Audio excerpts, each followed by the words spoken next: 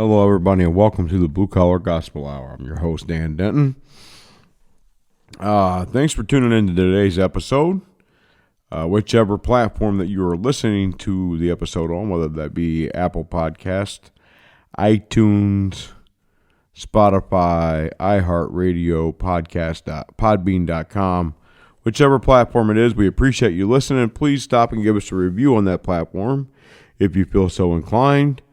Follow us on social media, like, share, follow, all that good stuff. So we've got some big projects coming out of NoDuckStudios.com, our studio,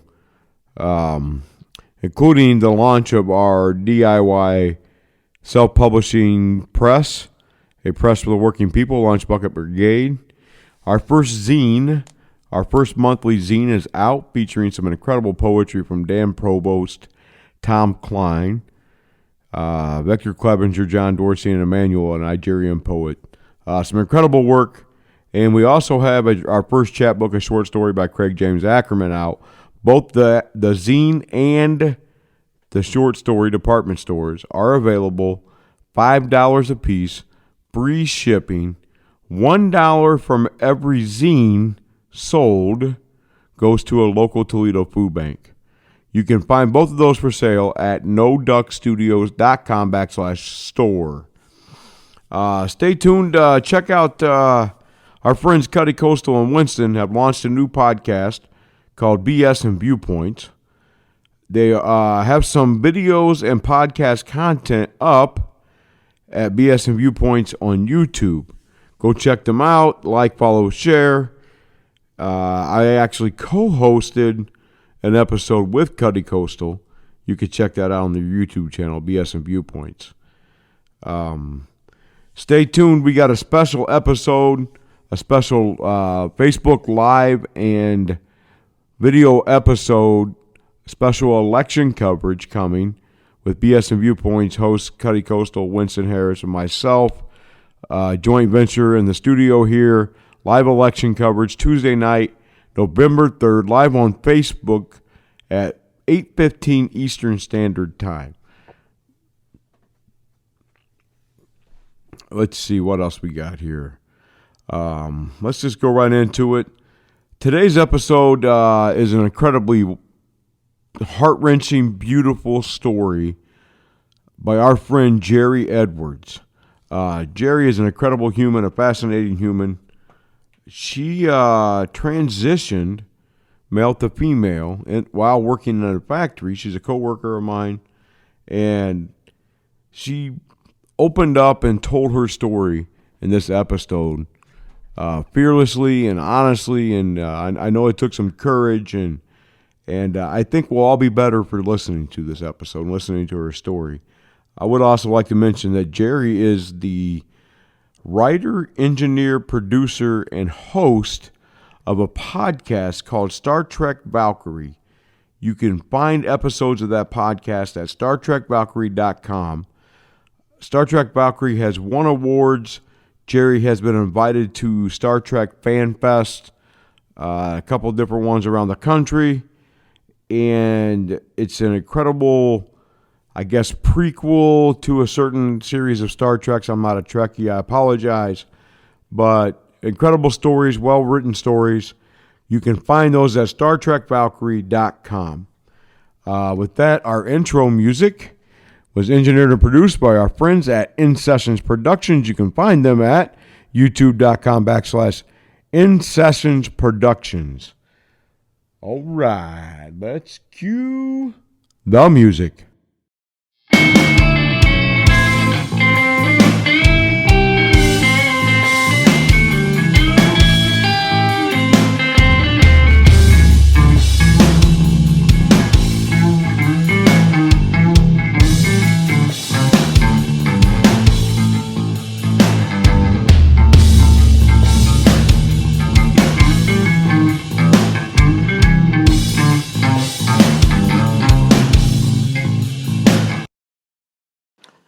Hey, everybody, and welcome to another episode of the Blue Collar Gospel Hour.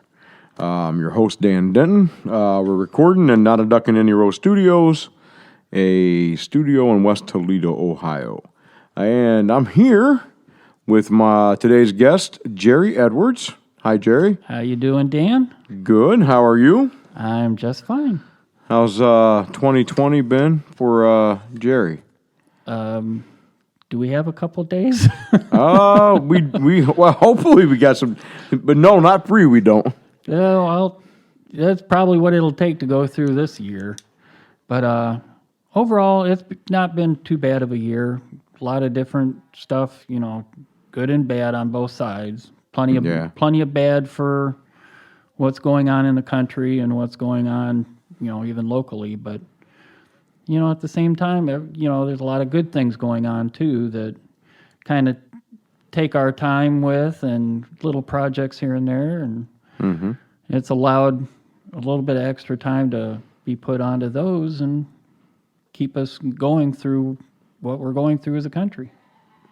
Yeah, that I think you hit on some key things there for me when you talk about getting through, and that's having little projects to keep me busy and having.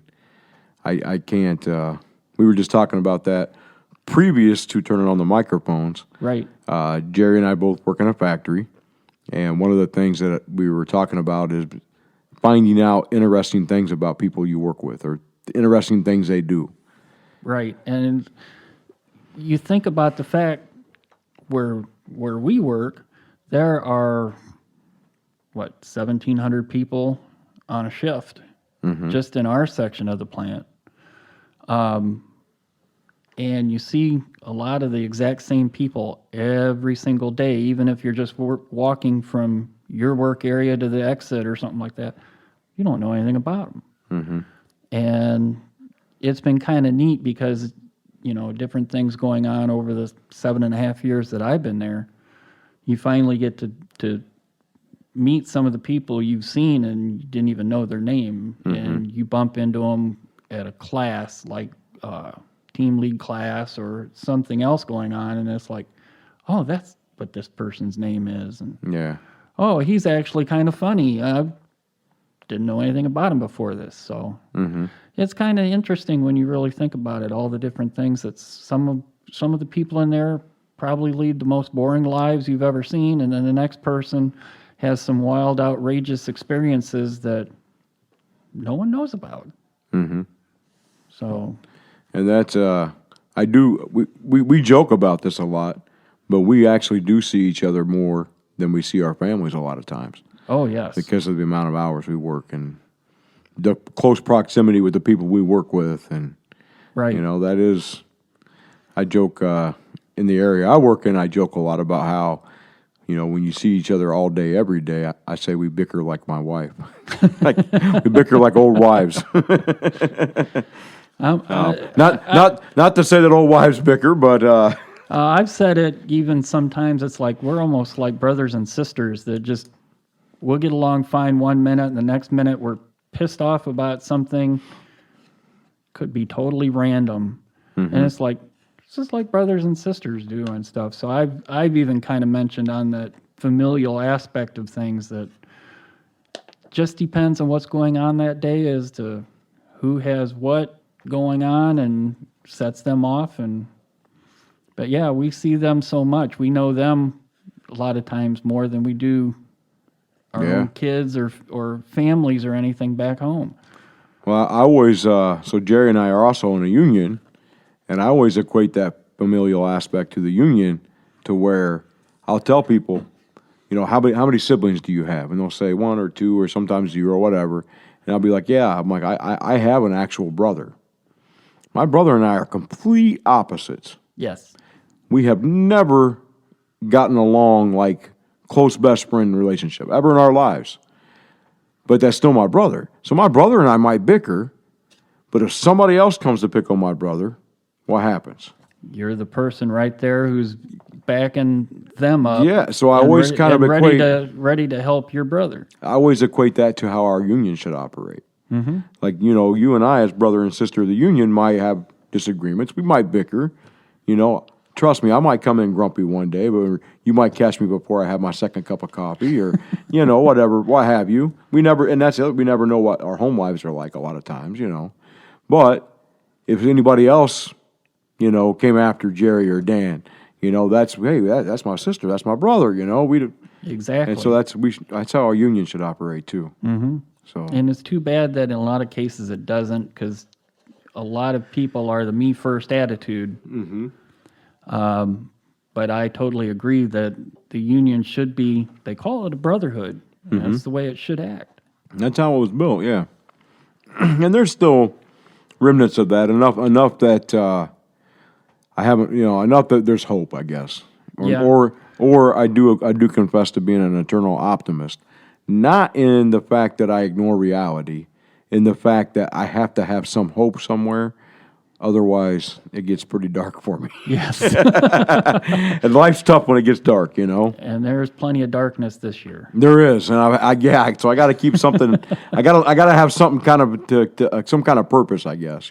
Yes. So- Everyone's got to have purpose, and sad to say, in too many cases, especially like ours, our purpose is work. Yeah.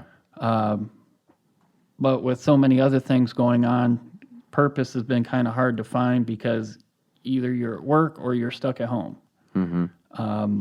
And you're not out with friends, you're not able to visit or do other activities and stuff. So this year's been hard on a lot of people, and it's nice to have those little projects that you can come up with, like you starting this podcast, where I have my own little sets of projects and everything else that we can kind of take that time to really invest ourselves in them and have a purpose outside of the few things that we have to do, such as go to work or whatever, and have something to imbue us with something that really affects us down deep, even more than we'd normally have in a normal year. Mm-hmm. So that's kind of how I've been looking at this year, is there's been enough bad stuff going on. I've taken that little bit of time to work on more of my projects. Yeah. And kind of dig back into them and give myself something to look forward to or something to do. Yeah. That's been kind of the neat thing. I guess mostly neat thing for me is having the free time to just kind of not have to care about anything else this week. Mm-hmm. Like, I don't ever get to do that. I haven't had this, I had at one point 6 weeks off in a row from work. I haven't had 6 weeks off in a row in a lot of years. Exactly. So that was the one little break that was kind of nice from this, that kind of led to having time to build a studio and start a podcast or something. Correct. But before we delve too much into projects, Gerri, so Jerry's given me the freedom and permission to just launch into all of this. One of the things that I noticed about Gerri is Gerri is a transgender female. Correct. And in the environment that Gerri and I work in, I don't know that was something that was noticeably common, at least when we hired in. No. To my knowledge, at least, which I don't know if I can say to my knowledge is fair. Not that I have any radar or magnets. I don't have none of that. I just have been an open book of a human being for a lot of my life, and I just seem to find people that are looking for somebody that accepts them, I guess. But when I first met Gerri, so I actually heard about you, Gerri, before I met you. That seems to be the way a lot of people in the plant where we work have kind of gotten their introduction to me, is they've heard about me before they ever saw or met me.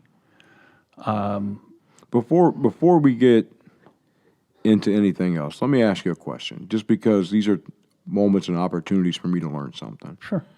How does that make you feel? Like when you tell me that most people that you meet, at least in our work environment, say they heard about you before they met you. It was something I never really thought about, because with so many people, it's kind of an anonymous environment to be in. You're just one of many. To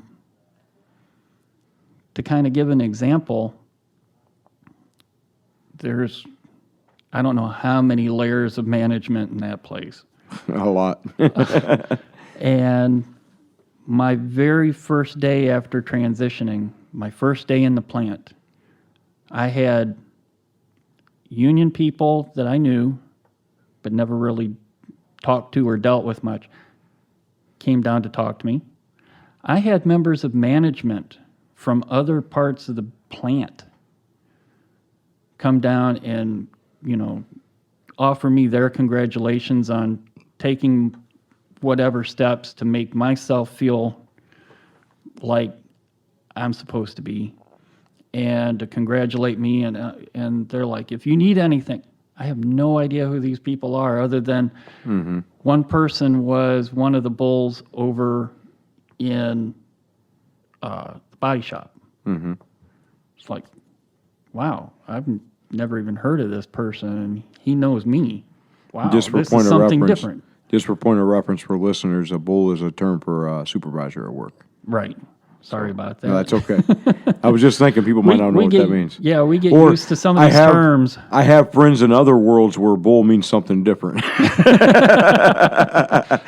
I think with some of them it might be the same. It might, depending on the person. That's true.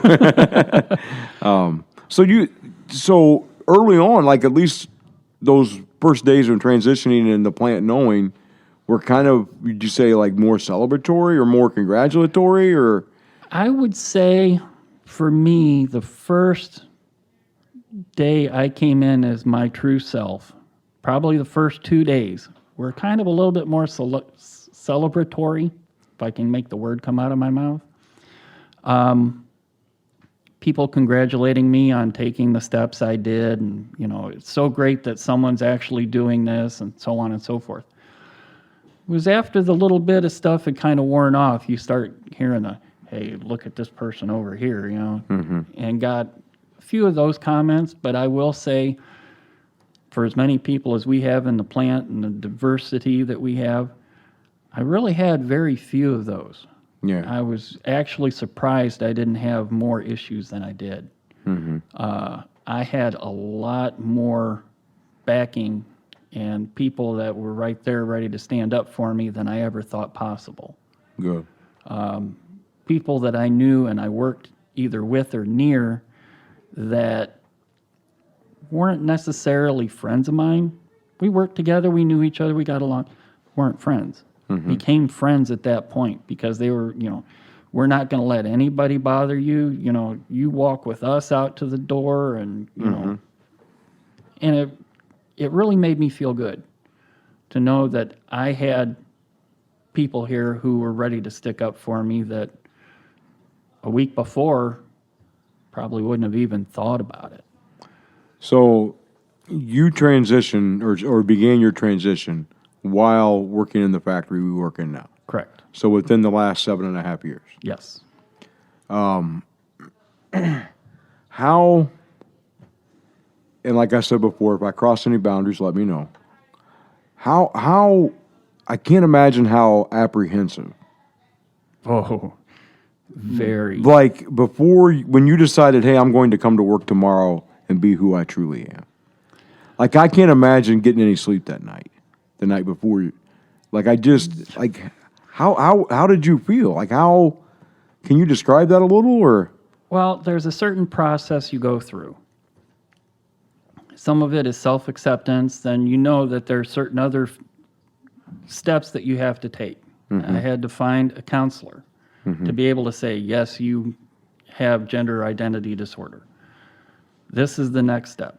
Then once you get the approval of that person, then you go to a psychiatrist who you have to meet with, and they state unequivocally, yes, that diagnosis is correct, and you have enough of your mind together and know what you are doing and what you want. We'll let you go to an endocrinologist and you get put on hormones. So there's a lot of different steps. So a little bit of a timeline, and you talk to any transgender person or listen to some of their stories, we knew since we were kids. Is that true for you? Yes, although growing up in the 70s, I was 3 years old in 1970. I knew I was different. where I Okay. felt different than what I kind of thought was the norm. I liked raiding my mom's closet, and parents think, oh, isn't it cute, they're playing dress up. Mm-hmm. Well, I was playing dress up, but with my mom's clothes. And not to say there's, at no time was it any kind of, people think it's a sexual gratification or whatever. There was none of that. Mm-hmm. It was like, this is kind of what I feel I should be doing. Grew up in a very religious household. So I was pretty much, I was the oldest of 4 kids. I was the only male. Expectations are figured out. This is what you're supposed to do. This is the way you're going to be. But I can remember being 11 or 12 years old. I was sitting on my bed in my bedroom, bawling my eyes out. And my sister, who was 2 years younger than me, was like the biggest tomboy in the world. And my mom came in, sat down next to me, put her arm around me, and she goes, "What's wrong?" And I said, "This isn't the way I'm supposed to be. Tracy," my sister, "Tracy and I should switch genders. She'd be happier as a boy. I'd be so much happier as a girl. This isn't who I'm supposed to be." Well, we're talking the 70s. Mm-hmm. So my mom just kind of looks at me. She pats my shoulder a little bit and goes, "Well, you're just depressed. You'll feel better later." And got up and walked out. That was the extent of any kind of understanding. So it was something I battled my entire life. When you hear people go, "Well, I knew at 3, 4 years old that I was supposed to be a girl." I can't say that. I know at that time I felt different. I like girl stuff. I like playing with girl stuff in a lot of cases, although I was a big car person, just like every boy was.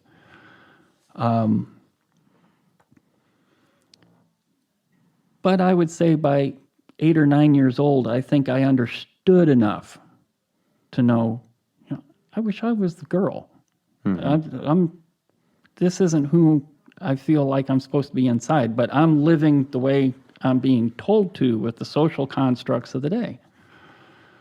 And went through time, graduated high school, got married, had kids, and I still suffered with that all throughout.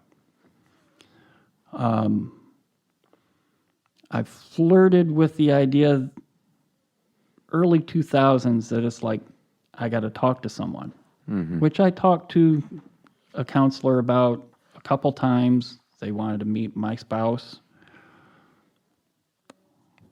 Didn't want anything to do with it. Didn't believe in it. Did your spouse suspect anything at this point, or? No. Okay. She knew that I liked to dress up every once in a while. And to her, it was more of just, I don't know what you'd call it, maybe just kind of play around or something like that. Didn't understand fully the way I felt. And I wasn't going to be the one with 3 young kids in the house going, "Hey, I want to be the wife in the house." It just wasn't going to happen. Over time, though, we got into 2015, and my kids had moved out of the house. I had grandkids by that time. I didn't have to play that role anymore that I'd been playing for so many years. And it's like, it was just gnawing. It was literally gnawing at me from the inside out. And got to the point where even working, I'd start crying from people would be looking at me like, "Why is Gerri crying?" Yeah. And I knew what the issue was, but it's like, who do I tell? Who can I explain this to?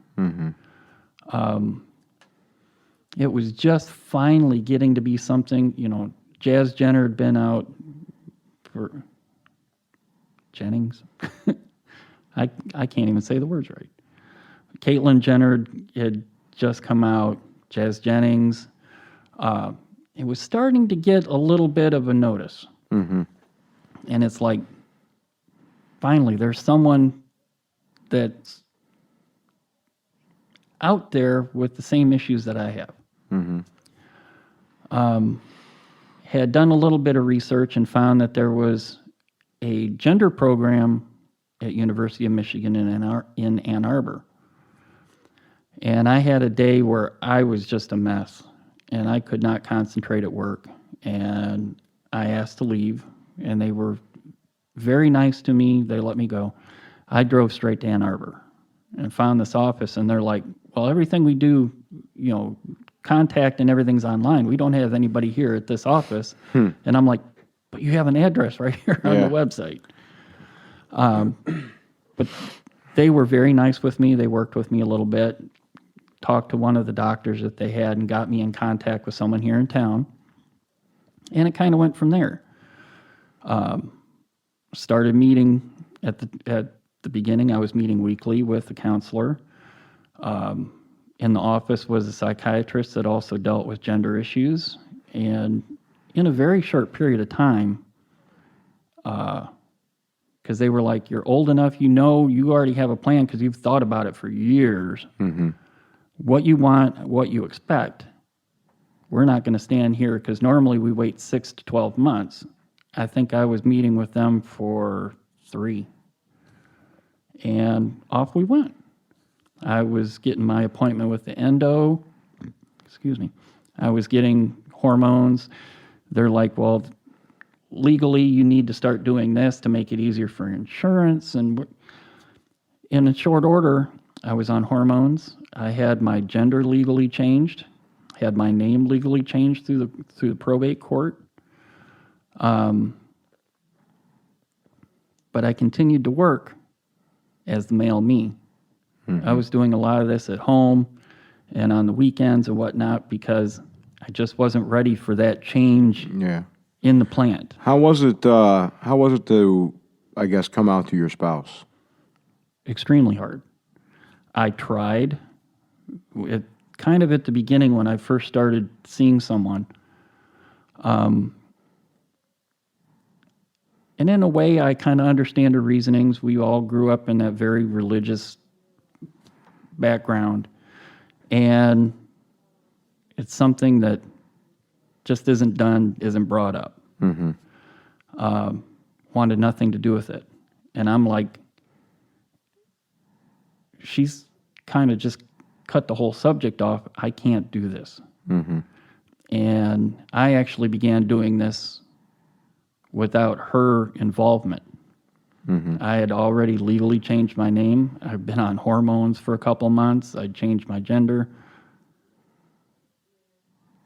And I don't know, I left all the signs there for everything, but it was like several months later, she's like, are you taking hormones? Why are we getting mail with this name on it? And, everything started hitting her. Did not go well. And even to this day, she's not really accepting. But like I said, I understand her side of the morality question on this, and I don't question it. Yeah. We've been together 32 and a half years now. We know what's going on with each other. Yeah. So I don't push it. The idea that I'm here talking about it has her upset. But this is me. Yeah. And I can't deny who I am. I'm not going to force her to listen to the podcast. If she doesn't want to hear it, she doesn't have to hear it. Yeah. Same with any of her family members. If they don't want to hear it, I'm not going to force them. But this is me. And I can only be true to myself now. Mm-hmm. So I've kind of left it at that, and I can't say it's the smoothest relationship anymore. But we're still married. We have grandkids. Mm-hmm. We have kids. We've been together for so long that I'm not just saying, well, hey, I'm a girl now and I'm running out the door. That's not, number one, the way it should be. Number two, that's not me. Yeah. And you've probably known me long enough to know I'm going to sit there, I'm going to listen to all the sides of the story. I'm going to sit there and, yes, I'll give you my 2 cents worth, but I'm not the person that sits there and goes, I'm going to force you and ram this down your throat, and this is the way things are. I don't do that. Yeah. I am, since I've come out, like at the factory, this is who I am. You can take me or leave me. I don't care. But if I've got something to say that needs to be said about what we're doing for work, I'm going to say it. If you want to come at me, well, I don't agree with your lifestyle. Okay, I didn't ask you to. Yeah. I'm here to do my job. Do yours. Yeah. And then we just go about our day. Very few times have I had to do anything to involve either the union or HR in anything since I transitioned, which I finally did at the plant in the fall of 16. You were talking about that timeline. When I finally talked to HR, we pretty much figured out it was going to be about 2 weeks before I could actually start as the true me in the plant. I'd been growing my hair out, on the hormones. So certain other things have been So is that developing, but that's, when you say it was like 2 weeks, do you mean that like your transition team recommended, hey, let's do it this way and get them involved? Or was it like you decided to get them involved and let them know? Like, how does that work? Well, I was to the point where I was like, okay, I'm ready to make the change here at work. Having the knowledge I had from talking to other people and information that I'd kind of gathered from HR, kind of through asking kind of questions that I'm sure they thought were the most oddball things they'd ever heard. I kind of had an idea of how HR was going to... That's my foot. Sorry about that. Oh, you're okay. It's my big feet. We kind of had an idea of what things were, the way they were going to progress. So when I went to HR and said, okay, this is what's going on. I've already done these legal things. I'm ready for the next step. HR was like, okay, we need you to meet with this person in our HR department. To handle this part, here's a specific time for you to come tomorrow. In the meantime, we're going to send you over to benefits, and we're going to get this certain piece of the changing your name and whatnot over here. We'll have everything ready to go, so when the date comes, everything gets filed and everything changes. Met with the person the next day, extremely helpful. I can't say enough about how I was treated by the HR department. And she was very friendly, very helpful.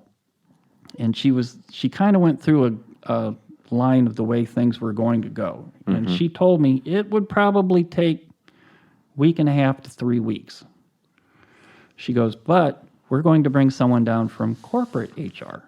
And they'll meet with both of us, both that HR person and me together. So a couple days later, she came down, very upfront, super friendly, basically let me know that I was kind of like the test subject because they were sure that other people, just by the sheer number of people, somewhere along the line has transitioned at work, but kind of did it under the radar and nothing legal was done or anything else. I was the first person UAW represented to say, this is the way things are going, and I'm transitioning, and I'm going to change on the job. They'd had several trans people at our corporate offices who had done it, so they kind of had an idea, but it was nothing that involved a plant, nothing that involved the union. So they were like, we're going to get with the legal department. We're going to do this. Everything's going to go by the book. So at this point, are you out pretty much outside of work completely, or? Not necessarily. I was still my male self when I got out of work. I was still running errands and whatnot. I would go home, kind of get myself together, and I'd spend the evening that way, or at night I'd spend my days off that way. How is it living like that? Like, Hard. is it? And I don't want to ask these questions the wrong way. Forgive me. Is there if a good way? I don't know, but I would just imagine, or I could just imagine, like there would be not maybe afraid of, but you wouldn't want people to find out. So you'd be careful of mannerisms, be careful of the way you talk, be careful of. Yes. And I can imagine like it would be difficult to always have to live on edge like that. Yes. The only thing that I will say is probably because I did it later in life. When I transitioned at work, I was 49. I'd had so many years of faking it anyway that even today, I transitioned full time a little over 4 years ago. I still look at myself and go, boy, that's so masculine. Why did I do that way? But then there's other things I look at and it's like, boy, that's more feminine than I thought I looked when I'd see myself in a Zoom chat and I've got my little window and stuff and I'm like, oh, cool. I kind of flipped my hair a little bit or It's just kind of hard because sometimes certain things you just kind of default to the way you kind of made yourself do it for so many years. And other times you have to work at certain things and other things are just there. That you fought that you could never just overcome. So it's kind of a mixed bag sometimes. I know some trans women, you could never tell that they were trans, number one, because they look 100% female and they act 100% female. And it's like, God, I wish I looked that good. I wish I acted that good. I wish I had a voice that sounded that good. And for me, it's kind of a work in progress, and it probably will be till the end of time. So, getting through that 2-week process that you described, and knowing that, so you've had already at this point, so you've come out to some people, and it hasn't been widely accepted well. No. So you've had some obstacles, and you've had some resistance. Yes. So we're going through this 2-week process. And you're dealing with HR, and you're dealing with the corporate world of setting this up, and they say, hey, Gerri, you're basically our first person that we know is going to do this. So how are you feeling through these 2 weeks? Extremely nervous.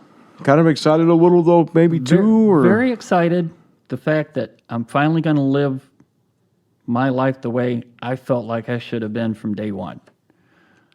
But at the same time, it's like, this is a totally new thing for the company, so who knows what kind of roadblocks are going to get thrown into place in front of me. Is this 2 weeks going to become 2 months because of some which we've seen roadblock happen somewhere. sometimes in Correct. the place we work. So it's like, what's going to happen here?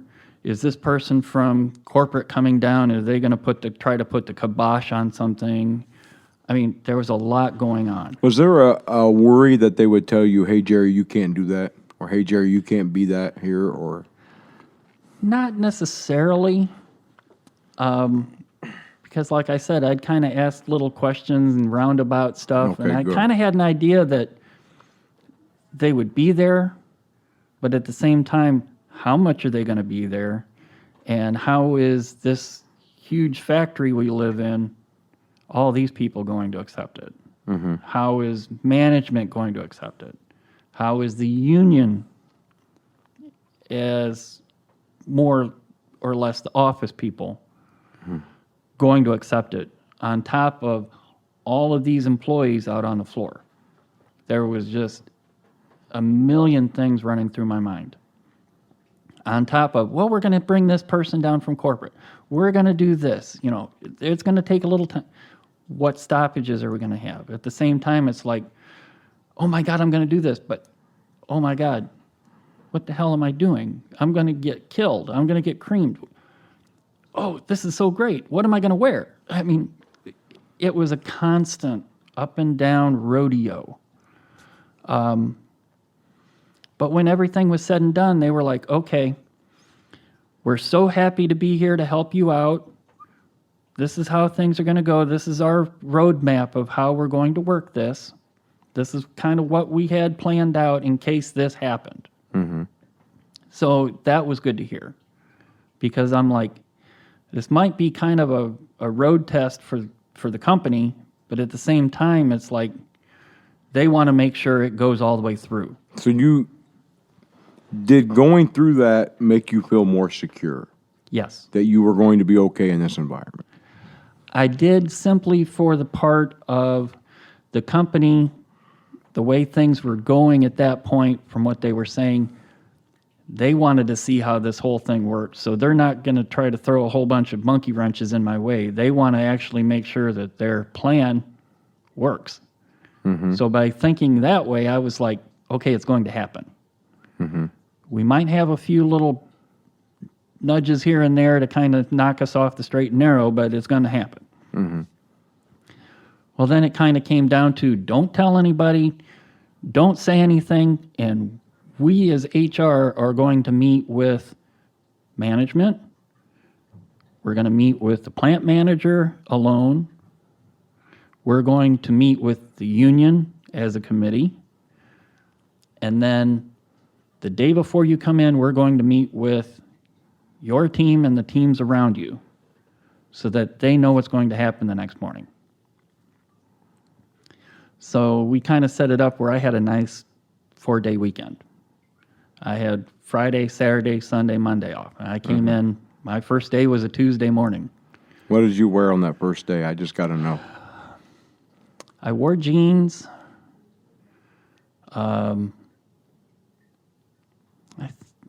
It was in a beginning of October. I think I was wearing a long sleeve T-shirt. Okay. But feminine cut, and you can actually see that I had developed a little bit. Mm-hmm. Not that I'm any well-developed person at all. But you could tell there was something there. Mm-hmm. And I came in scared out of my mind, because I'm like, what are people going to think? What are people going to do? And where my job is at is way in the back corner from where the gates are. So I'm like, I got this long walk to the gate, then this long walk through the whole plant back to where I work. Mm-hmm. What am I going to deal with? And all I can say was, people at that time in the morning were just more worried about trying to get a cup of coffee in them, or just sit there and try to get 5 winks before the bell rang. So I didn't deal with a whole lot in people walking in. Mm-hmm. Very little. Got back to my area, everybody as they came in, because I'm always one of the early people there anyway. They were right there. Oh, we're so glad to see you. Oh, congratulations. You know, and my team members were right there to be supportive. Mm-hmm. So I can't give them enough props on how I was treated. Was that a very quick relief then, or? Very quick. Good. The whole time, though, I'm still like, what are all these other people around thinking? Mm-hmm. What are they seeing? What are they doing? And I was told, when I transitioned, I'm now female, legally and in all the company records. I got to use the women's restrooms through the plant, which makes 100% sense. Mm-hmm. But at the same time, Thursday, I was in the guys' room. And it's like, okay, now I got to be in the girls' room. I haven't really done that. And it's nerve-wracking. And that was probably the only time I really got any flack, was from 2 certain people that had an issue because I was using the women's restroom. So And HR was very emphatic that that's where I have to go. And if anybody has an issue, I send them to HR. And HR will clarify policies and laws, and didn't want to hear it. And that was the one person I kind of came to an understanding with, and it went away. The other person ended up, that was the only time I had to call HR saying, I'm having an issue. yeah. And that was about 3 weeks after I started full-time at the plant. So I first of all, I don't know when the appropriate time to interject all of this is, Gerri. But I don't know how many more times I can hear you say, be my true self, or finally be my true self, or it was gnawing at me, to point out how heartbreaking it is to know for any reason that there are human beings afraid to be them true selves. Oh, And I know, I understand the litany of reasons why people don't be them true selves. Not just transgender, but just a lot of different reasons we're not our true selves. exactly. But I don't know when the appropriate time to acknowledge how heartbreaking it is to hear you say that. But it is. It really is to know that you were afraid that first day. That you were, you said terrified. I was terrified. And I was literally to think terrified. that somebody is so terrified just to be who they are. That's heartbreaking to hear that. It really is. And it's like people everywhere are like that because they're different. Well, differences is what makes the world. If we were all the same, we'd be like 1984, a whole bunch of just people, robots just walking the same clothes and just walking to do our little bit and then go back home. The bad thing is there's certain social constructs that make people hyper aware of the fact that, well, if I let this true part of my character come out or my true being come out, we're going to be ostracized. We're going to get physically abused.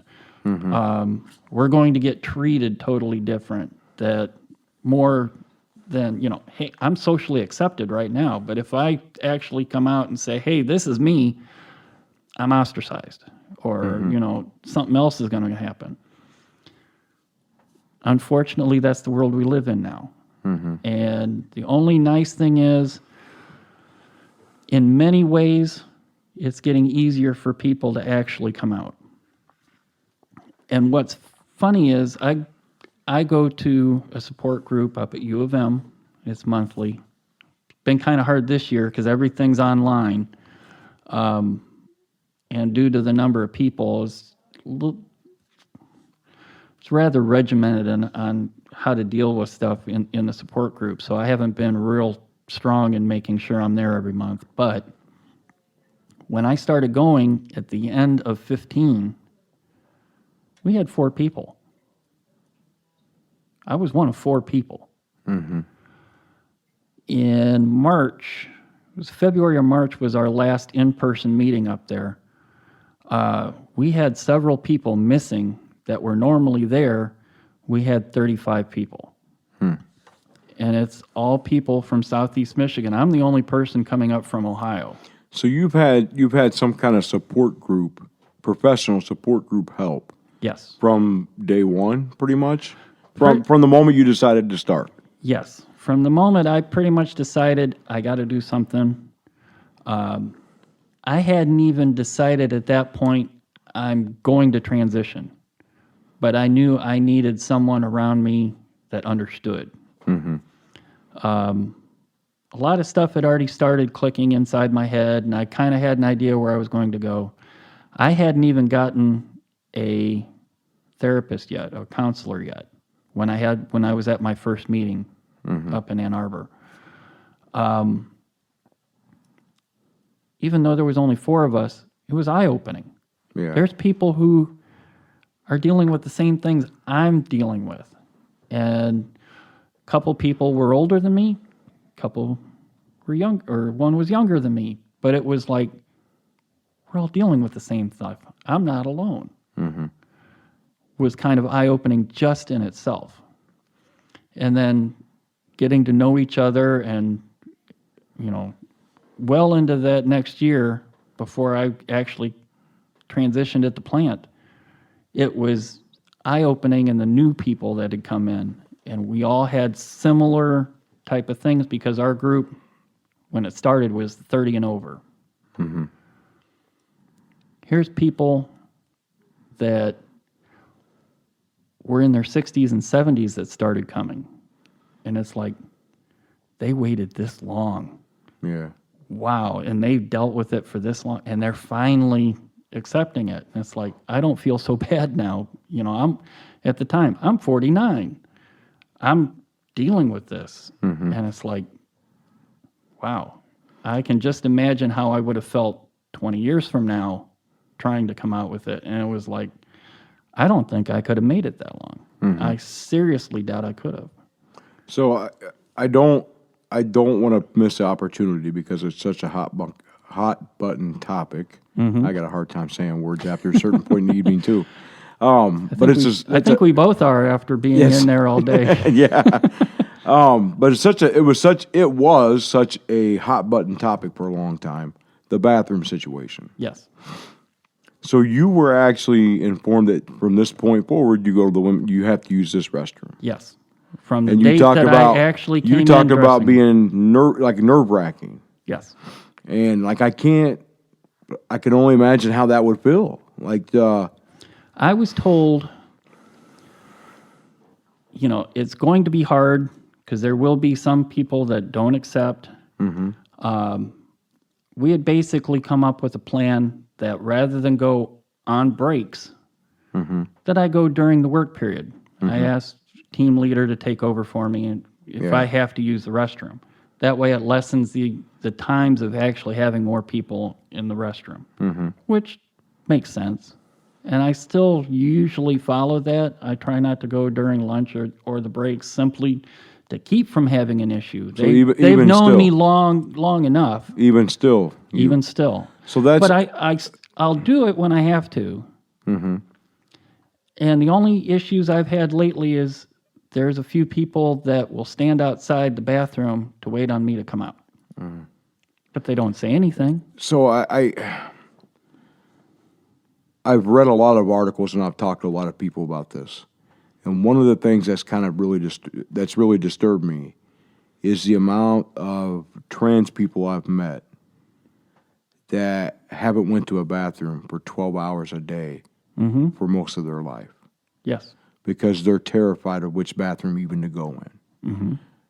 And that's, as a people, we got to do better. And that's, whenever I have an opportunity to talk to somebody that might experience those different situations that I'll never experience first person, I always try to listen. I always try to,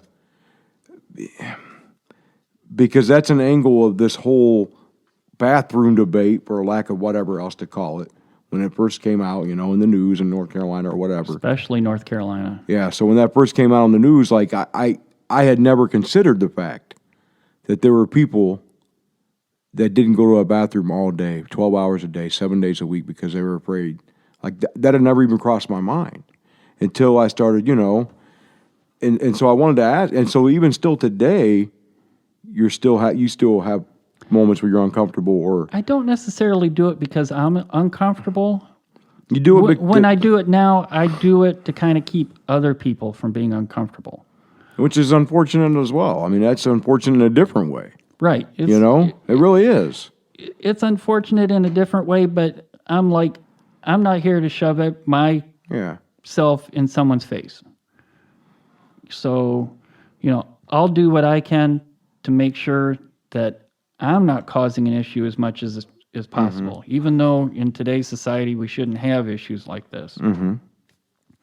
Yes, there's bad press about someone saying, well, I can't tell you how many times it comes down to, well, you hear that there's a trans person in the bathroom. That trans person is just trying to go to the bathroom and get the hell out. Yeah. Yeah. They're not there to do anything other than they're scared to death to be there in the first place. But they have to go to the bathroom. So they're going to run in, do their business, and get out. Yeah. You had the big bathroom debates for so long, and it's like, show me actual cases of someone who's trans actually doing something and being prosecuted for it in a bathroom, because it doesn't happen. Yeah. It's a figment of people's imagination because they're just as scared. Like a lot anybody. of things, the debate's bigger than the actual issue. Exactly. Like a lot of now, on the other hand, there are many instances where the issue's way bigger than the amount of debate we have. Yes. Which is probably speaks more about America than what we have time to even talk about too. But Exactly. And at the same time, dealing with North Carolina, my daughter and her family live in North Carolina. So when I go down there, there's a whole other issue to deal with. According to their law, I don't care if I look, pick your favorite supermodel right now. If I look like that, according to North Carolina law, I still have to walk into the men's bathroom. And it wouldn't matter if I've had 35 surgeries, including the surgery. I got to go in the men's room. And I'm supposed to carry my birth certificate. So if I get caught out in the girls' bathroom, I have to be able to show, yes, I was born male and I'm supposed to be in the other bathroom.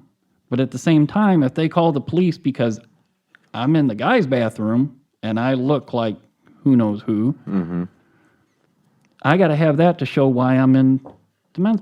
The whole thing is stupid. yeah. And it boils down to, who's doing it anyway?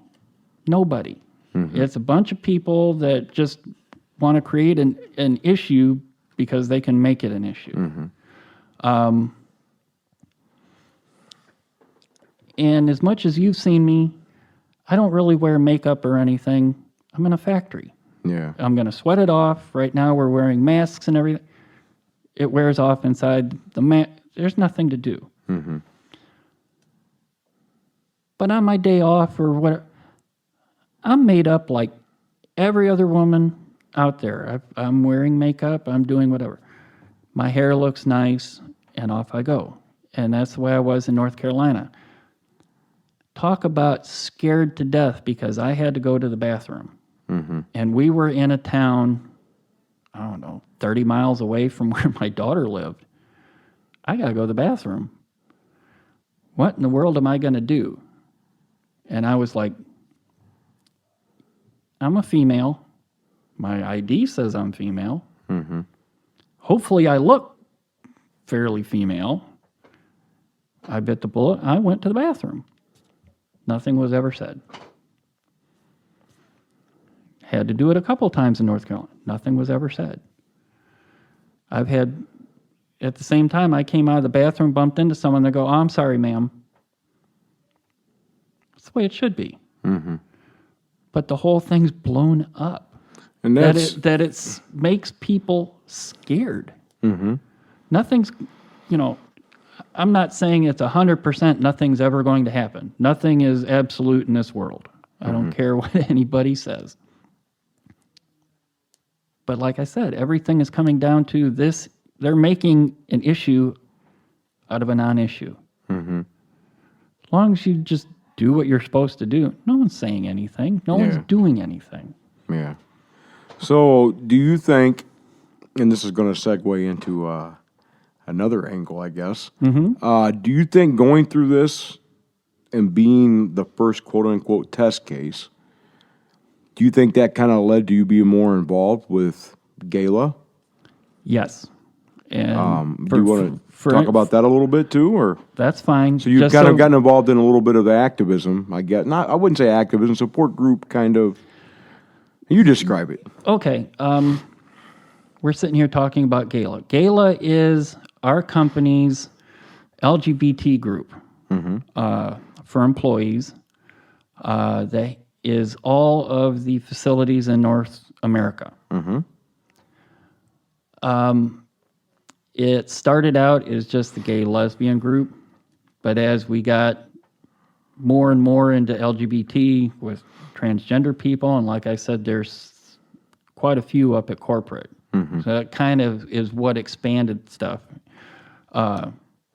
So they try to get everybody who falls under the category LGBTQIA++++. And they've been a supporter. If anybody has been to Pride up in Detroit, they've had certain things going on up there. There have been a few different things where they've had, what's the way to put it? Without really saying the name of our company. Needless to say, it's an automobile manufacturer where they've had vehicles on display that are done in rainbow colors that they put out for some of the different Pride events. And it's a way to kind of have a little bit of a group feel and be able to handle as a group some of the issues that may come up for anybody under the umbrella of LGBT throughout the company, and kind of give, like you said, it's not really a support group, but it's kind of like a group to be able to say we're here and we can kind of stick together, and if something comes up we can kind of deal with it, and at the same time we can celebrate who we are.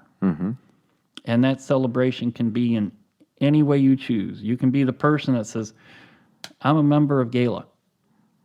That's it. And the next person can be out there being the person jumping up and down on top of a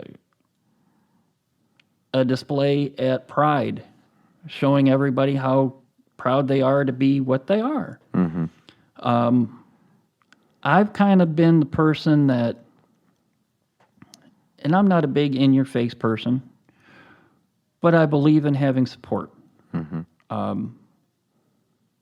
I kind of attribute that back to what the HR people, including from corporate, kind of gave me, is the little bit of support behind me to say, it's okay, we understand, we're going to work with you. And you talked about how invaluable that was. It was very invaluable. With different stuff that's gone on since I was the token trans person, now we have many more than myself in the plant, some of which were hired that had already transitioned and whatnot. Some have kind of gone under the radar. You know, they're not really doing anything from a legal standpoint, but they're acting as the other gender, dressing, looking, which everybody to their own. I'm there to support anybody any way they are. I'm the person that if you have an issue, I want to know about it so I can be right there to say, hey, let's try to handle it. Let's get with HR or let's get with the union if it's something that the union should be dealing with. Let's get it taken care of. Let's come together, fix it. If it's not something that needs fixed, but just, hey, this needs attention, let's deal with it. I'm not the one that's going to jump up and down and say, hey, I'm trans and, you know, you need to sit here and bow down at my feet. And That's a different genre of trans I've discovered from going to Pride. No, I'm just kidding. But I mean, there's enough people on the spectrum. You're going to have those that, you know, damn the torpedoes full speed ahead. They're going to throw everything in everybody's face. And, you know, if you don't like it, too bad. Let's work together. Let's figure it out. In some cases, it's going to be, hey, you need to stop. This is the way things are. You either need to deal with it or, you know, it's your choice to be here. If you don't want to be on the bandwagon with the way the world is and the way we are in the plant, go away. Or transfer to a different shift or go to a different plant. But you're going to end up with the same issues no matter where you're at. There's too many of us. So when you when you first got involved with Gala, and now you recently got elected. Yes, I was elected to the board of directors, which we have, if I remember right, it's 14 of us, if I remember correctly. It's either 12 or 14, I believe. We just had elections for the 21-22 term.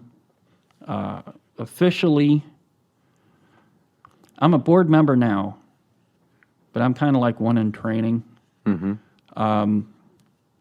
We're now kind of taking over some of the responsibilities, but our official start time is January 1st, 21, right through December 31st, 22. And then October or so of 22, they'll have the next set of elections. Okay. For a new board. Last week, we just had the elections of the people on the board to the officers' positions.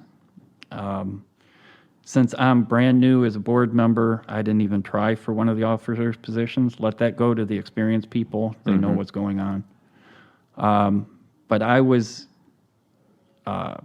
elected to the position of the co-chair for the Commerce Committee. They have several committees that deal with marketing, career development, commerce, plant engagement.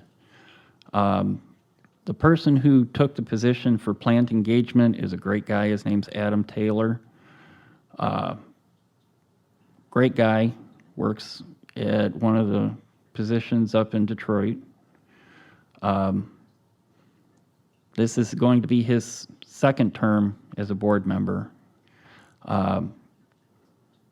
In dealing with him, he's got a lot of great ideas now that he's going to be plant engagement and stuff, and he's even, in fact, talked to me about it since I'm in Toledo, dealing with both of our plants and then the one in outside of our city, to kind of help him in that regard, because I'll have a little bit more of an input for him from down here, which is nice. But then I was put on the Commerce Committee, which we're kind of the people that work with marketing and whatnot, actually coming up with ideas for shirts and posters and whatnot that have to do with Gala and Pride and the engagement with Detroit Pride.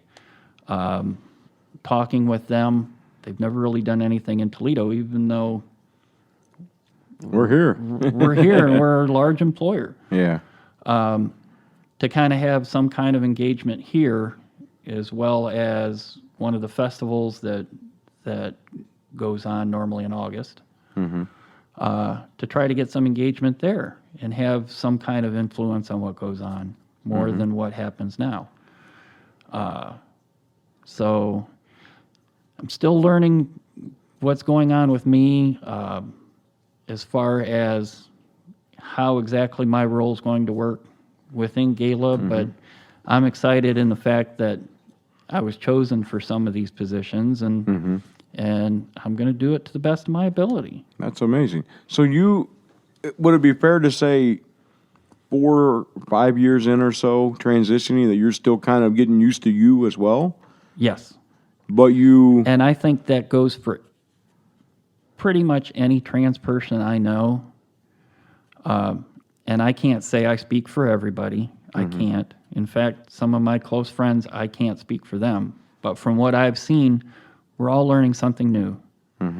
We're all figuring out more things about ourselves that maybe we kind of expected but didn't know we had, or something new that, wow, I didn't know this about myself. But that happens with everybody. But it's kind of means more to us because we transitioned. We are this new person. Might have been buried deep within us, but it's new as far as expressing.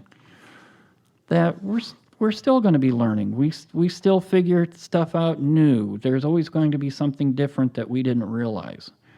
Or even certain things, someone who was female and transitions to male, things that they didn't really understand how the male system works and how they're going to fit in. Same thing in reverse, like me, male to female. There's a lot of things I thought I understood. I'm learning stuff all the time.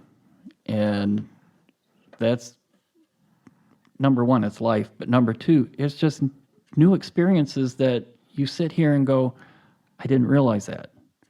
Or, wow, this is different than I thought. I expected X, but I'm getting Y.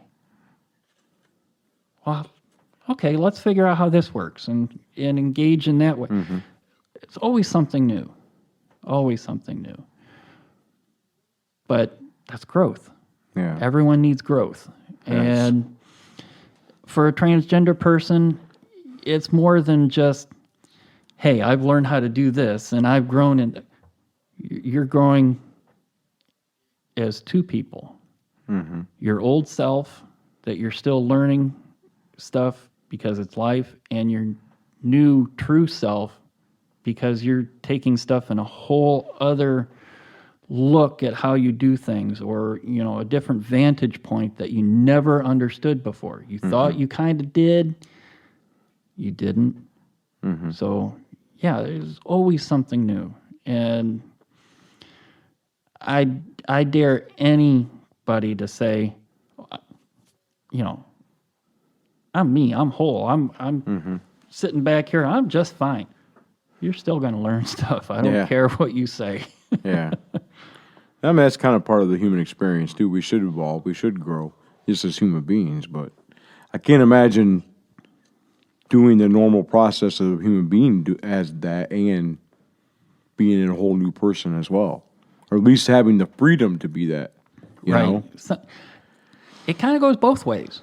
Some of it is the freedom to express, and in other ways, it's like to have that whole other person inside that you're trying to, even if you come out, you're still learning stuff about your other self, your new self, your true self. Yeah. So yeah, it can be rough at times because you can feel overwhelmed rather easy. Yeah. So that's one reason why everybody keeps saying, well, why do you got to see a psychiatrist and talk to a counselor occasionally, and because you've got a whole lot going on that you need to deal with, because you're trying to live your life, but you have this whole other person coming out, or even if you've been out for years, you still have new stuff going on or new problems to overcome that, you're going to need someone who occasionally you can go, how do I deal with this? Or I feel so overwhelmed right now, especially with what's going on this year. I feel so overwhelmed. What am I going to do? How can I come up with a solution? So I think having that kind of support is very important. And for trans people and other ones on the spectrum, it's important to have that kind of resource to fall back on. Even if you don't use it a lot, it's important to have in your back pocket to go, hey, I need to pull this out because I've got something going on and I can't talk to this person, or I can't talk to my friend. I can't talk to my spouse.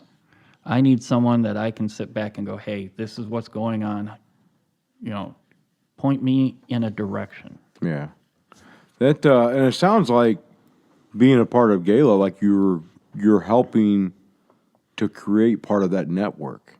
Yes. And that's what I think is really cool about your involvement with Gala, is it seems to me like you express how good it was to have that support.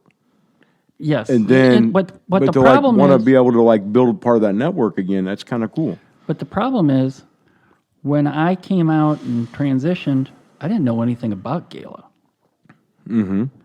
I actually ran across it about a year after I transitioned, going through our employee portal online. It's like, oh, well, what's this stuff? And you're looking at it. Oh, hey, this one kind of fits me. What's going on? Yeah. And, oh, well, they do this. And so at that point, it's like, cool, I've got something to latch onto. what I've kind of done when talking to people is I want to see that engagement, which is, I'm going to say, is 90% up at corporate, filter down into the plants, because Yeah. we're going to have these people. You had me, and I'm like, this is all new. I had no other support other than these couple people in HR. I'd love to have something that says, hey, we have this resource as a company. We're all employees. We're not corporate people. We're in this location, and we're in this location, and we've got this experience and this experience and this experience. You have an issue, we're here. We're here to help. We've been there. We want to make it easier for you. That's what I want to see come out of all of this. I'll do what I can, and if I can't get it on the corporate level, I've let people know I'm here. I've had several people actually, even on my days off, text me, hey, I'm having this issue. I'm here to help. I think everybody needs the help. Yes, I was the test case, and I got through it. What can I do to help the next person? I don't want them to have to be the person that's sitting here floundering around, no idea where to go, what to do. If I can be that little bit of help to just say, hey, you just want someone here to know you got someone to fall back on and talk to. That's all you want? I'm here.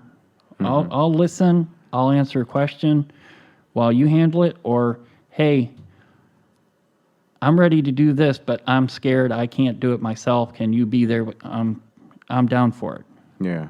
That's an to amazing me, resource to offer, yeah. To me, that's important. It's scary enough as it is. It can be downright terrifying. But if you know you have someone or can be there to help, we all need help. Yeah. If I can be there to give some kind of assistance, like I said, I'm not the big person jumping out, hey, look at me. But I'm the person sitting there going, hey, I've been through this. Yeah. I'm still going through this. You need help? What do you need? What can we do? Is it something that I can get with the person I know in HR, or this certain person up at corporate HR to get involved so we know what's going on? I'm willing to do that too. So, I just think having the help or having some kind of resource is important. Yeah. I appreciate you giving back. And it's something that I think is lacking where we're at. It's a rougher environment. I was going to mention that earlier too. It should be pointed out. I've worked in a lot of factories. I've worked in a lot of factories worse than the one we're in, tolerance wise. Factories are not necessarily known for being progressive, inclusive environments. Correct. It's nowhere near I don't know that. any nicer way to say that. But I feel like we're getting deep into the podcast, and I want to carve out some time to talk about your projects that we started to mention earlier. Sure. And I wanted to circle back and make sure we spend some time talking about that too, Gerri. Not a problem. And we might have to do 3 or 4. We might just have to make you a quarterly guest or something. I don't know. Hey, I'm ready. So Gerri has a podcast. Yes. Where can we find this podcast? The podcast is a Star Trek audio drama series. The website is Star Trek Valkyrie, StarTrek VALKYRIE.com. All one word. We are a full cast. It sounds like you're listening to a Star Trek episode, complete with music, a full cast, sound effects. I had been a fan of many of the fan films out there. I've actually taken part in a few, and I was always also a fan of the old radio dramas and the radio shows. And I was like, I'd love to do this. And there had started to be a few Star Trek audios out there. And I'm like, this is something I can do. I don't have to rent someplace, build sets, build all the equipment. I don't have to buy cameras. I don't have to buy uniforms. There's a whole lot that goes into it. But the idea of telling stories and adding the little bit extra sound effect, or maybe explaining something a little bit more as the person talks than what you might see on an episode of Star Trek, was fine to me. I was like, this is something I can actually do. I can enjoy it. Hopefully other people enjoy it. And there were enough people when I floated the idea out there in the community, hey, I'm starting a Star Trek audio series. I'm in the late Kirk movie era, basically right after the Enterprise B launches and Kirk is thought to be killed. My show takes off 6 to 12 months after that point. We're on our own ship called the USS Valkyrie. As well as creating the series, I write episodes, I mix episodes, I play the captain. How many characters are involved on a typical episode? If it's just something completely shipboard, I have my main cast, which is the people you'd normally see on the bridge. You have the captain. Being like in the movies, you have a first officer as well, science officer, communications, helm, navigation, a chief engineer, and a doctor. So I always try to make sure I use the cast as much as I can. Sometimes you can't quite get them all, just the way the story works. Most of my episodes are 15 to 35 minutes. I'd say the average is probably 20 to 25. And you write these, like you write the scripts. I write most of the scripts. We have had a couple other people write scripts for us. One of my cast members actually does a lot of the CG pictures that you see in the little slideshows and stuff. He's mixed a couple episodes. He has written a couple episodes. In fact, undeniably our best episode was in our first season. He wrote it. I mixed it. It's been, according to the YouTube numbers, it's been seen in 182 countries. Wow. And that was within 1 year of it coming out. How many people overall have seen it? I have no idea. Between the current website, our old website, YouTube, because we do have a YouTube channel we put them on. It's hard to say how many people have actually listened to it. And for anybody listening, yes, I know the first 3 episodes are terrible. So still I learning. should skip those, or I should start with those anyway? I'll start with them anyway. Go ahead and start with them. I just tell people we were still learning how to write stories. I was still trying to learn how to use the software, so the voices aren't the clearest. The stories aren't put together as well as they could be. There are some good parts to all of them. I will admit that, especially called Disaster Strikes, which was episode 102. You could start to see we were getting better. And I had some good parts in that I think came out pretty well.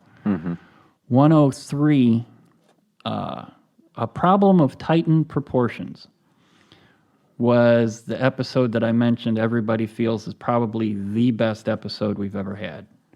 It was written by John Kwan Yun. He's from the UK. He plays Mr. Fox.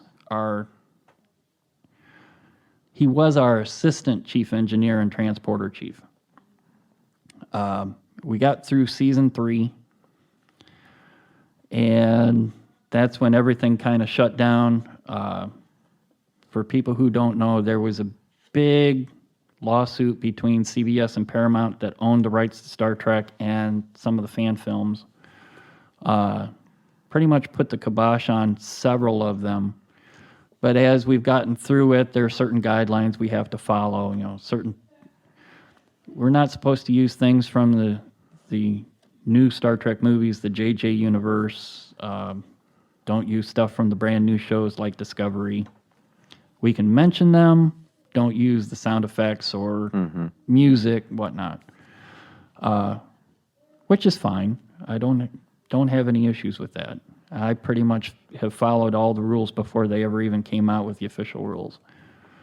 And we've started getting everything back together. We kind of stopped for a couple years. Things are now coming out. I have finally, my whole cast has come back. Some new people, some people left.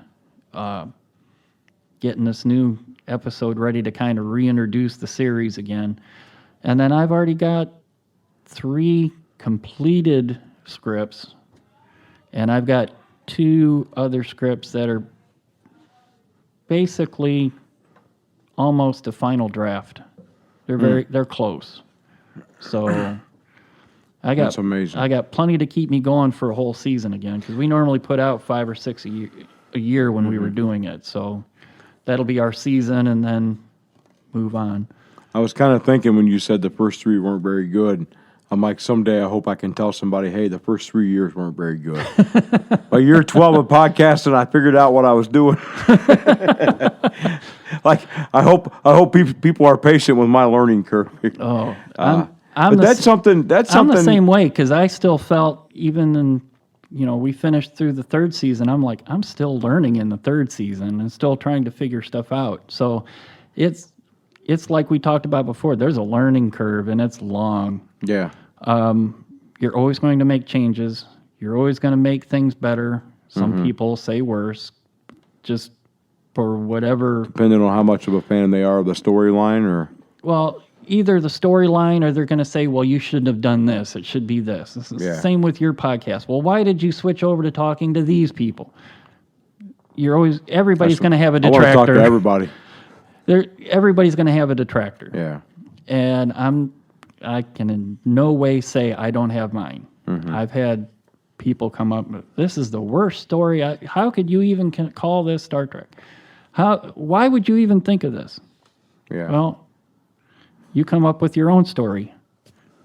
Put out your own podcast, and we'll sit back and go, okay, yeah, I like that idea, or no, yours was terrible. So you talked about earlier before the show, we were talking, and you said that you have been to a couple like the fan conventions. Yes. As guests, and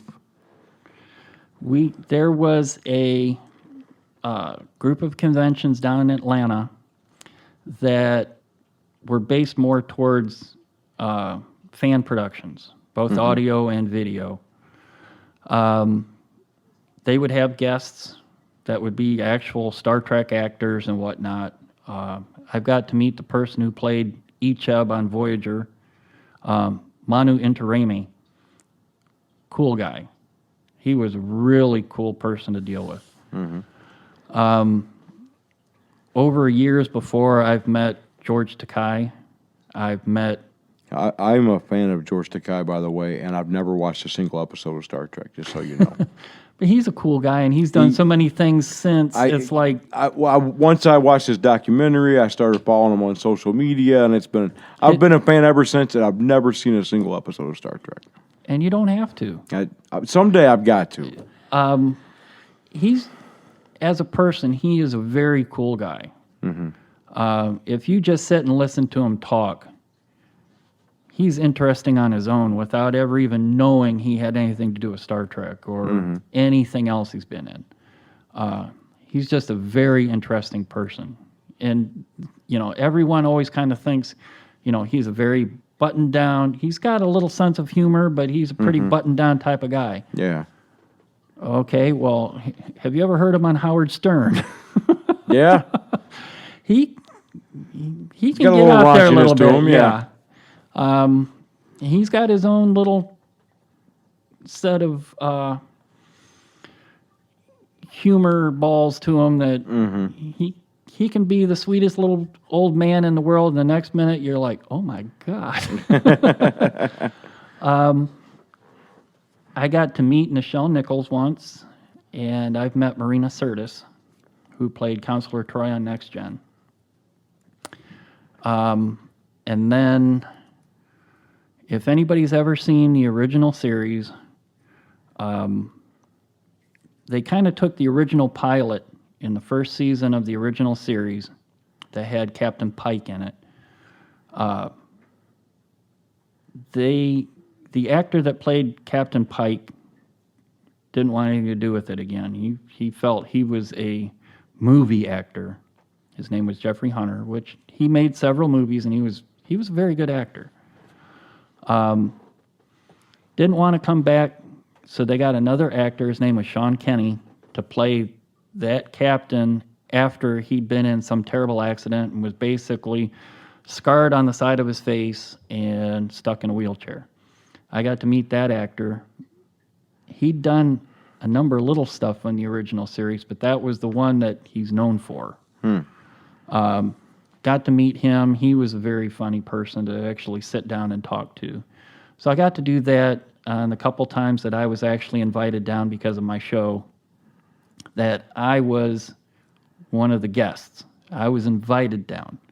We had a panel for me and any of my cast members who could come and talk with people in the convention.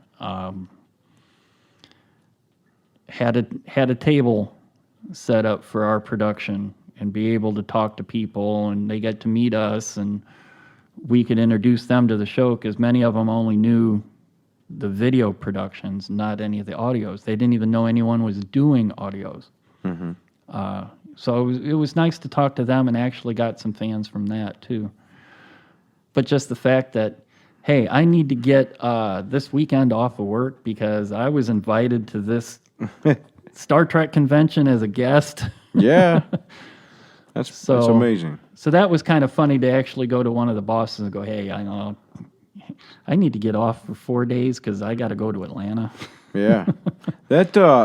So what's fascinating to me is that I've known you for several years, and I just now discovered you did all that. And that's one of the things we were talking about, how you can walk right past people every day. Oh, exactly. And not know. Because I remember when finding out about this podcast when you were just starting it up, and I sent you the text message going, hey, welcome to the podcast world. Yeah. And you're like, what are you talking about? I'm like, well, I have one too, and mine's been out for several years. Yeah. It's just fun to know little stuff when you can find out all the neat little things. I remember the first year that I was with the company, I was over in the CERT line area, and I got to meet a couple people. They painted and showed me pictures of some of their paintings, and I'm like, oh my God, these should be hanging up somewhere. Another person did welding art that I got to meet, and it's like, this is so cool. And you would have never guessed anything about these people until you got to know them a little bit, and they kind of opened up. And it was like, people can do this. They can put their mind to it. This is my idea. Hey, I'm going out with this one. So yeah, like we were talking, you don't know about people until you actually have the time, because where we work at, time is a luxury most people do not have. Time's a luxury you got to force. Yes. So it's like to have that little bit of time to actually get to know your coworker or someone, you get moved to one of the other areas for a day or something, to actually find out about these people you're working around, because everybody's like, I got my own life to live. Unless I work with you every single day for 6 months, I don't care, because you're not going to be here tomorrow. And we start learning these things. I do a podcast. This person writes books. Certain people I'm looking at write poetry. Who's going to know that until someone actually opens up, or like we said, we got to have time first, but to actually get to know someone and go, hey, this is kind of what I do. And, Yeah. hey, can you take a look at this? Wow, this is a great poem. Oh, I wrote it. Do you think it's good enough to be in a book? I mean, no one's going to know until someone says or does something. So people, and I get it. I'm probably not what you would think of when you talk about, like, when people talk about a poet, they probably don't picture a guy that looks like me, I guess. That works in a factory, whatever. But I always kind of like, it's always like the one surprise that you kind of hold in your back pocket. And when somebody kind of, you're like, oh, yeah, I'm an internationally published poet. And they're always like, huh? And it's always like, well, yeah, and I always tell people, like, you don't just walk into the environment we work in and be like, hey, everybody, I read poetry. Right. Like, because people look at you funny, like, exactly. Huh? I haven't read poetry since high school, or. Well, it was funny.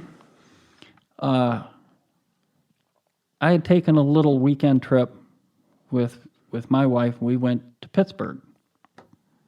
And we were waiting in a little station for the inclines that go up and down Mount Washington, cross the river from downtown. And I noticed a girl who's behind the ticket counter had a big Star Trek pin on their shirt. I said, oh, you like Star Trek? Oh, yeah, I love Star Trek. And I love a lot of the, there's a bunch of fan productions. I said, oh, I know. I know. And I named off several. And I said, I've worked with these and stuff. I go, what do you mean you worked with them? Oh, well, I have my own. Really? What one do you do? Oh, I do Star Trek Valkyrie. You do Star Trek Valkyrie? I love that show. What do you do? I'm Captain Stanfield. What? Really? I said, yeah, if you listen to my voice, you are the captain. Oh, my God. And it's like, I'm in Pittsburgh. But no one, even though I talked to her for a couple minutes, buying the tickets, and I noticed a pin. Mm-hmm. It's like, hey, well, yeah, I play Star. Oh, my God, I've listened to all your episodes. I love that show. Nobody knows until we talk. Well, you don't run around saying, hey. Exactly. I'm Captain Stanfield, I don't run around, I'm Captain Stanfield. I don't run around in a uniform. Yeah. Big deal. I feel like we should more often, though. Like, life would be just a little bit more interesting. Maybe I should wear that uniform, to the plant one day. Who are you? Yeah. Let me ask you this. Do you have an 8x10 promotional photograph? No. What do I need to do, or what do we need to do to make that happen? The bad thing... I only ask because looking around, you can see the studio's a work in progress. Yes. And I'm thinking an 8x10 autographed picture of Captain Stanfield's needed. Well, I'll tell you what. There was a picture that was made back during the first season that's on our website. I don't even have copies of this put up anywhere. It's on my phone. I guess I can get one. We'll have to sit down and talk about that. Get one printed off, and I'll sign it for you and stick it up on the wall. We'll figure out how to make that happen then. The weird thing is that's, it's a male character. Yeah. My picture is my old male self. That was before I transitioned. So when I look at it, it's like, it doesn't even look like me anymore. Restarting the episodes, are you going to play that same character still then? Yes. Or have you thought about playing a different character or writing a different character in? I have played with the idea of being... Not to I don't want you to give me any spoilers in your writing. Well, I've had a few ideas on turning it over to someone else. I've had the idea on having some kind of story. Being Star Trek, you're going to have some kind of sci-fi thing that causes the captain to change genders. My voice doesn't really change. I got you. So most of my voice is pretty much what it's always been. I'll say it's come up a little bit, but not enough to really make a difference. Mm-hmm. So I could look like Jerry Ryan or Zsa Zsa Gabor or whatever and still sound like this and play the Yeah. part because it's all audio. Yeah. But it's something that I've thought about. Should I do something and then have a female then come in and play the character? Should I just get a different male person to play it? And I'm not going to say it's vanity is why I haven't. I just don't know how I want to handle it. Other than, this is my character, I've always played it, and I still sound the same. I don't think there has to be any rules either. If No. it's so, that's been the. It's sci-fi. You can do whatever you That's want. been. I feel like it took 2020 to happen to teach me that I didn't need anybody's permission to start a podcast. Exactly. And I know that sounds kind of crazy. Not that I needed to ask anybody, but it's just like it's something I thought about doing for a lot of years. Mm-hmm. And I think 2020 just made it happen to like where you're like, well, why not now? Exactly. Like, what am I waiting for? That's. I will say for most people, because yes, we have those essential workers out there, and my hat's off to you all. Absolutely. My wife is one of them. She works in one of the major grocery retailers. Other than them, most people have had, at least some point this year, has had extra time on their hands. Mm-hmm. What are we going to do? What can we do? Well, gee, I've got this idea. Hey, I've had that idea for a long time. What can we do? In your case, it was a podcast. For me, it was like the little kick in the pants to start going, why am I not doing my Star Trek show anymore? Mm-hmm. I had already kind of a year or so ago decided, okay, we're coming back. I've gotten the cast redone, but I haven't really done anything. And it was kind of like the kick in the pants to go, let's go. Mm-hmm. We've been sitting here doing nothing. Let's move it. So, and I will say the first new episode's about ready to come out where we kind of explain the changes in our cast, because after the last episode that we had of season 3, the person who played my first officer, his name was Michael Liebman, who was in a lot of other, both Star Trek fan productions as well as a lot of others. He was a very prolific voice actor. Passed away due to complications from surgery. And I was really sorry to see him go. And then as well as at least one other major person, he was second officer and helmsman, who happened to be the only, other than my son and daughter-in-law, was the only other local person in the entire cast.